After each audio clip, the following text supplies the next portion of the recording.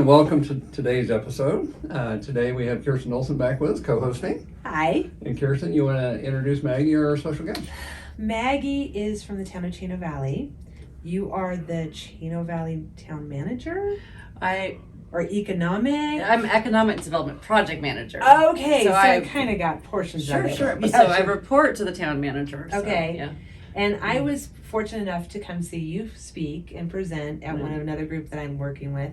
And it was really enlightening of what's going on in Chino. Mm-hmm. And so kind of wanted just a real quick overview because you were talking about all this new growth and buildings and opportunities that were coming out there. Mm-hmm. And Chino, I grew up here, so Chino's always been the small little horse town, but it doesn't seem like it is anymore. No, it's growing. It's crazy. For example, we were about 30,000 cars a day. Oh my gosh, on 89. Mm-hmm. Wow. It's. I had an experience the other day that I had in 2013 in Prescott because I grew up here too, and I was coming down Willow Creek Road and I went, there's traffic in Prescott. Where is it from? No, seriously, I had that moment. I had that moment again in Chino the other day. I was 15 cars deep at a light. Oh my gosh. And I was like, when did this happen? There's traffic in Chino, so it's growing. I mean, you've got, like, Prescott doesn't have a whole lot of land left. Right. And Prescott Valley, they're still building, but kind of sort of similar, even though they have Fane. So everything will start bottlenecking towards, plus we're getting discovered. So they're starting to go, all right, so you've got all this land. Mm-hmm. It's more affordable than most of the areas in not only Yavapai County, but northern Arizona. And it's becoming well known that the opportunity is there and that we're growing. A lot of stuff going on. Our infrastructure is it's very challenging, like most little rural communities in Arizona. Very, very similar to like Camp Verde. I remember when they were putting in the sewers, yep. and that was a big thing, big change. A lot of people were for it and against it. Yep. And so, is most of the area have sewers now? No, not at all. It's and as a matter of fact, along the 89, we didn't even have water. It was all septic for a while until we went into what's called an IGA, which is an intergovernmental agreement for the city of Prescott to be able to use their water lines that were once Chino's, but it's a long history there. So now we have that, but we still don't have sewer. Right. Along a lot of that. So we do have some capital improvement projects coming up. One I'm very excited about, and I'm not familiar all with Chino, but there's Perkinsville Road, which is a major artery and takes you all the way to Drome. Right. It's our outdoor tourism kind of thing. Yeah. And the 89, well, there right now, there's no sewer.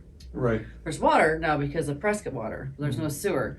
So the year one of this capital improvement project is to bring it from what's called Road 1 East up to the highway, and that's water, sewer, road work, all the whole 9 yards. That's going to be really nice. And then afterward, you go under the second one, you go under the highway.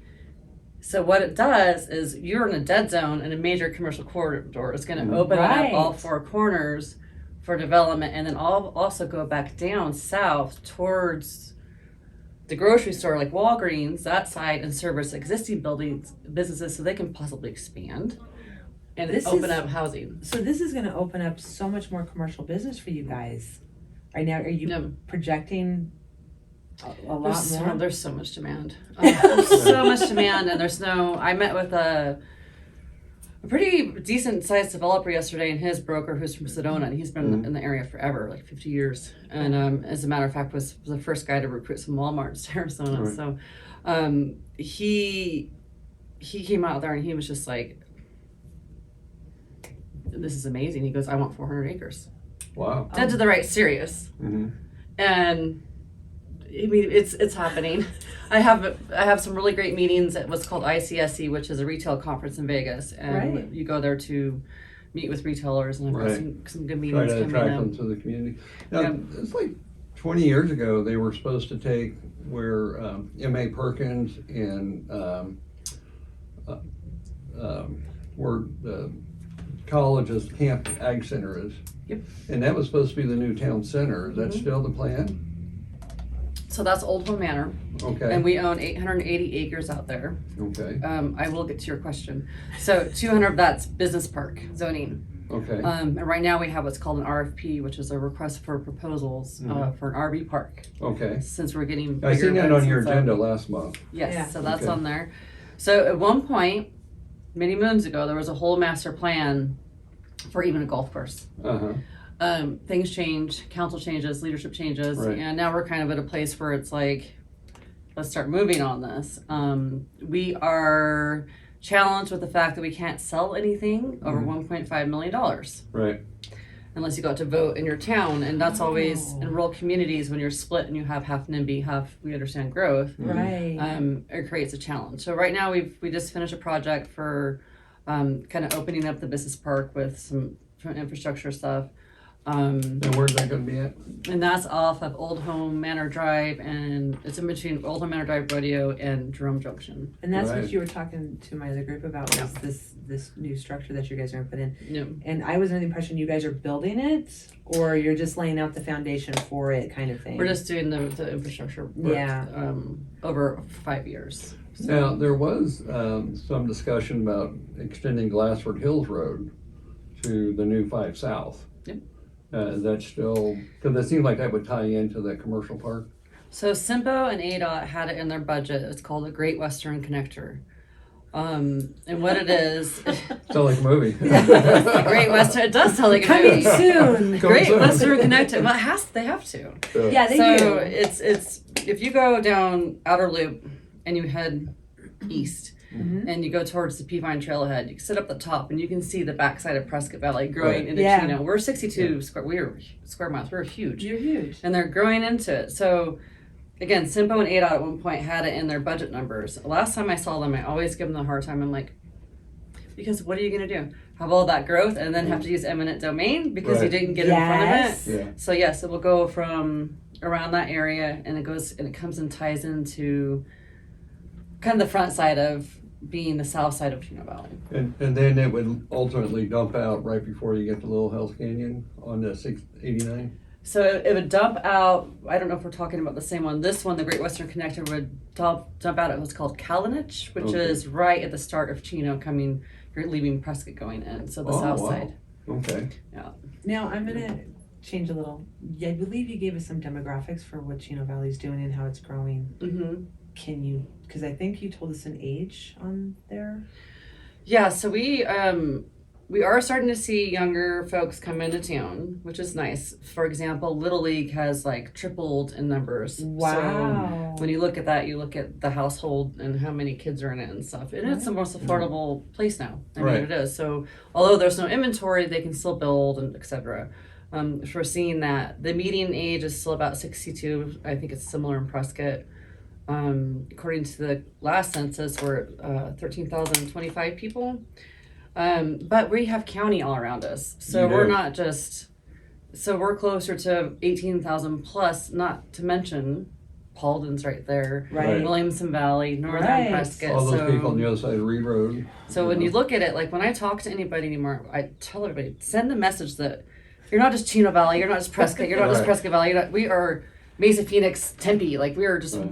one area, so everything's a trade area. Right. Well, you're literally, what, 15 miles from everything, basically. Yeah. Yeah. Yeah, so I live next to the airport and it takes me 5 minutes to get to work because it's That's nice. it's 8 miles. Yeah. Yeah. It's nothing. No, So- and I love the new 89A. Oh yeah. I mean, growing up here, you knew it was like 2 lanes. It was just, it was Right. horrible. And you're like, okay. Remember the dirt road to get to Prescott Valley? Yes, yes. It came actually through the Dells. Yeah. So yeah. No, your projection to growth is huge, though. But you guys are expanding. You're preparing, and I know this has been a long time coming. Yeah, we there's over 1,100 homes in the pipeline, not permitted. A major developer in the area is called Brown Homes. Mm-hmm. So they have Perkinsville 40, which is over by our community center, and then they have another housing community up off of 4 North. That's it's RV attached. Okay. And those are a little more expensive, whereas the other ones are a little bit more, not quite workforce, but Right. we're getting Yeah, because I've closer. seen the sign on 89, new Yeah. development areas. Yeah. So with all those rooftops comes, what follows is the retail and. So I know everybody who lives in Chino and everybody who lives out in Williamson Valley wants another grocery store. Mhm. And since you're going to your conference, I have a meeting with some grocers. Yeah. because I know that they get tired of just the one there. They want, I guess, more opportunity, more choices. So the current grocery store, as soon as I started, the joke of everything is. They'll come to be like, hey, we need to get in the grocery store. Oh. Like, I'm not. And the grocers tell us when we're getting in the grocery store. We do have to chase them though. But yeah, I do have some meetings with them. Safeway had their grand opening. They remodeled and everything, and I saw all the suits there, so I took the opportunity to go talk to them, and I was like, I know what you guys are doing here. I have information. I know you're the second highest producing Safeway in all of the Southwest, ahead of Sedona. Oh my goodness. And I said, and you're at max capacity. I said, I can come in here on a Wednesday, and it's like bumper cars in here. It's getting crazy. You can't make any more money at this point. You're maxed out. And then they said, well, anyway, we've got some meetings. But you got to be thinking, I mean, everybody is growing towards you guys. Yeah. It's going to happen. Yeah. So you have to actually project. And I'm kind of surprised that they don't want to put it, heading towards the airport, heading towards Prescott Valley, somewhere that it's going to be where the growth is actually going to.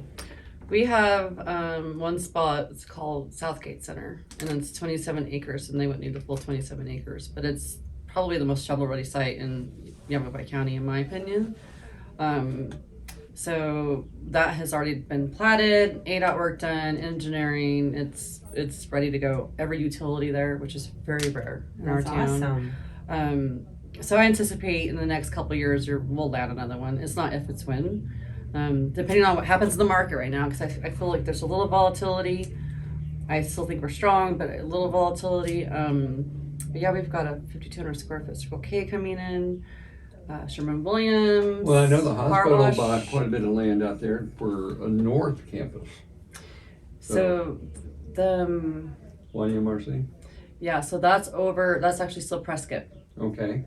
It's Prescott, it's over by the airport. Oh, okay. And I don't know when they're actually going to do something there, but from what I understand, there's a trauma center there, which is great, so we don't have to life flight everybody. No. But everyone gets a little bit confused because what's weird is Chino Valley's town limits kind of come down pretty far. Right. And actually, what people don't know, like Saddlewood, that's Chino Valley School District. Oh, nice. I didn't know that. No. I didn't know that. Now, if you have like all these homes coming up and the younger demographic, which means then more schools. I'm not real sure about that. Chino right now, they have the two, grade schools that only go like K through 1 at one, and I think right now they're K through 2nd grade at Territorial, and then they go over to Del Rio. I think that's 3 through 6, and they do 7, 8 at Heritage.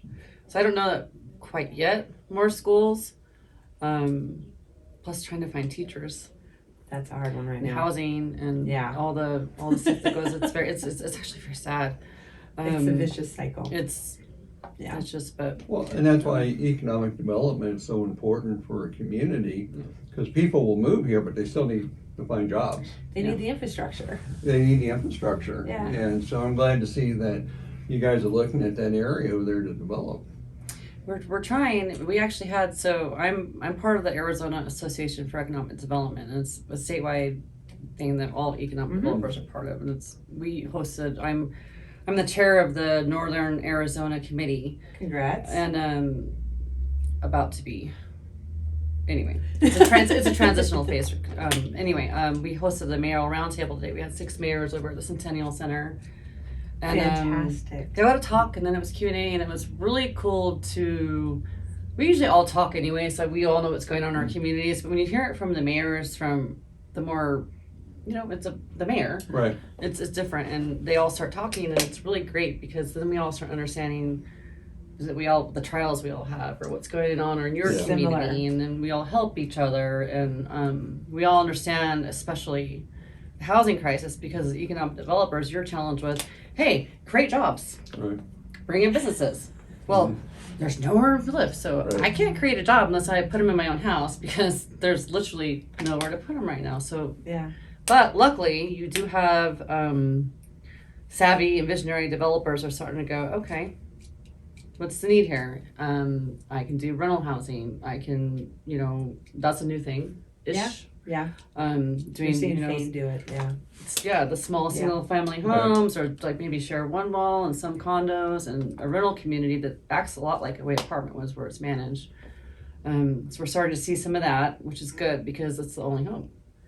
Well, and it's You hard, know? and you grew up here and I grew up here, so what Yeah. you used to see is I was raised in Prescott, Yeah. and the workforce went out to Prescott Valley and Chino. Mhm. And as we grew, the workforce went from Chino Valley and Prescott Valley to Dewey and Paulden.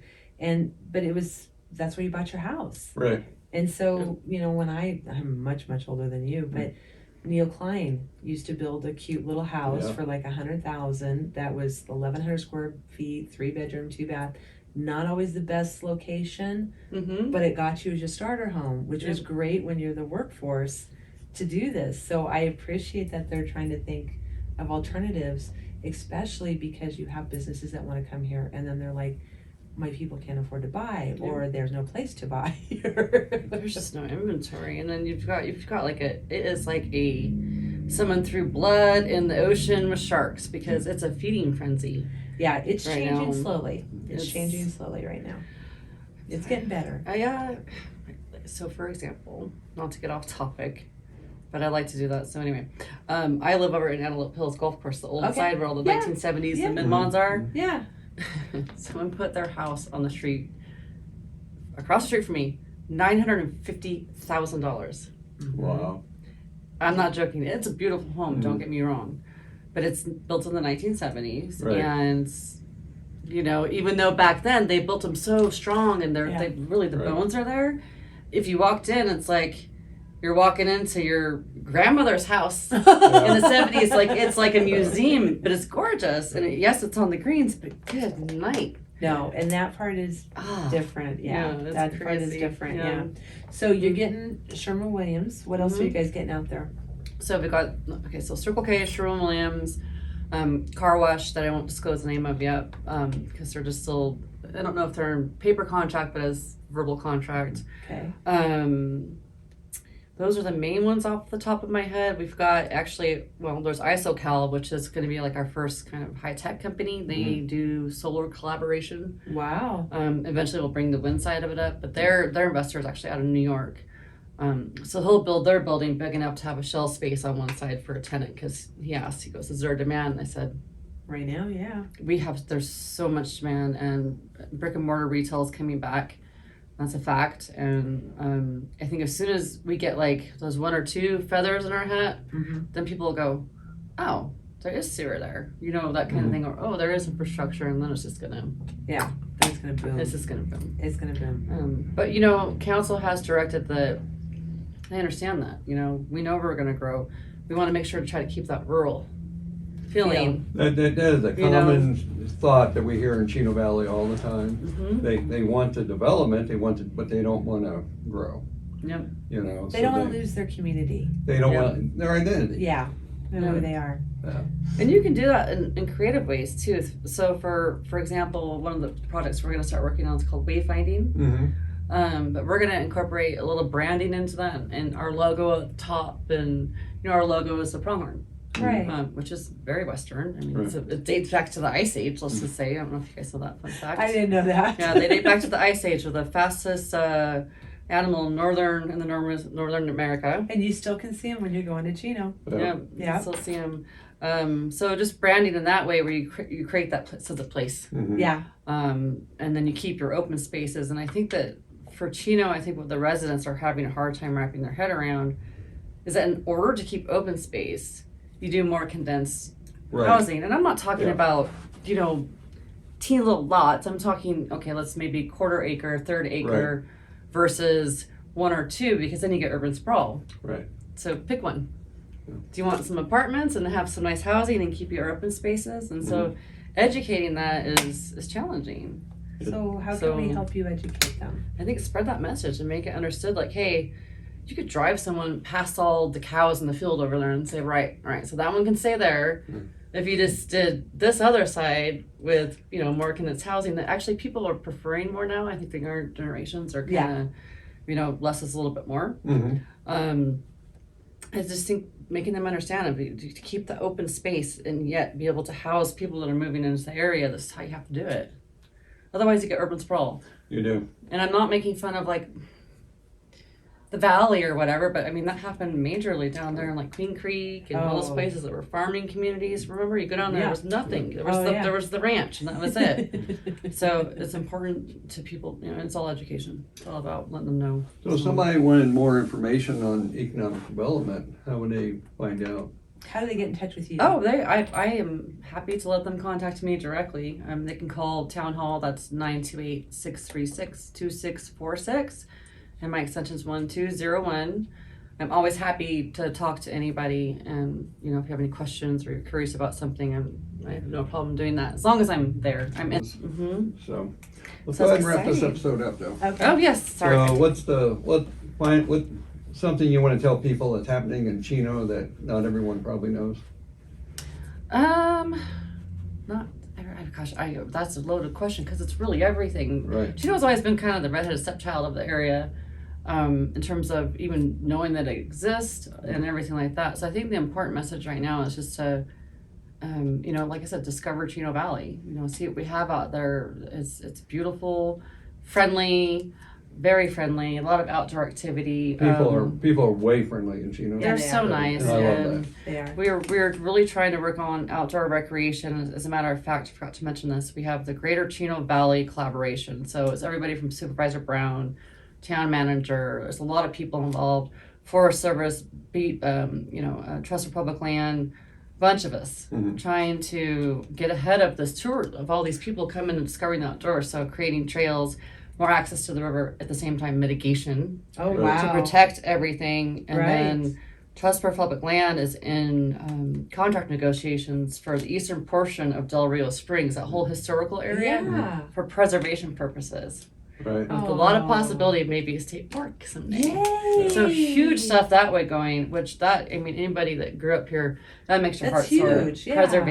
Preserving our beautiful. Well, it's what we grew up. It's what you Yeah. know, but it wasn't big. So I think that's the biggest one that I say, what people should know about what's going on in Chino, that's near and dear to my heart. And I think everybody who's involved in it really cares about, because, you know, you can be out there and everyone knows you can take the UTVs and you can go all the way to Jerome now. Mhm. Well, I'll be doing that and there's garbage on the side of the road. Right. You want to see me get mad like anybody else. No. I'll get out and pick it up, but a lot of the time I honestly just don't think they know. Right. I honestly think it's an education thing. So how do you send that message out when people come to town, like, trash or trash? Mhm. Don't take your UTVs off the road and kill all the Keep little... on the trails. Right. Only keep on the trails. Yeah, all that stuff. Yeah. So that's something that we're really... It's in its infancy, but it's already... It's gone pretty well. So All right. Well, let's go ahead and wrap it up then. And so, thanks, Maggie, for being on the show. yeah, thank you. Thank you Kirsten, for hosting me. thanks for setting it up. Fun. Thank you. Yeah. Thanks, everyone, for tuning in. Be sure to like and subscribe, and we'll look forward to seeing you in our next episode. Have a great day. Thank you. Bye.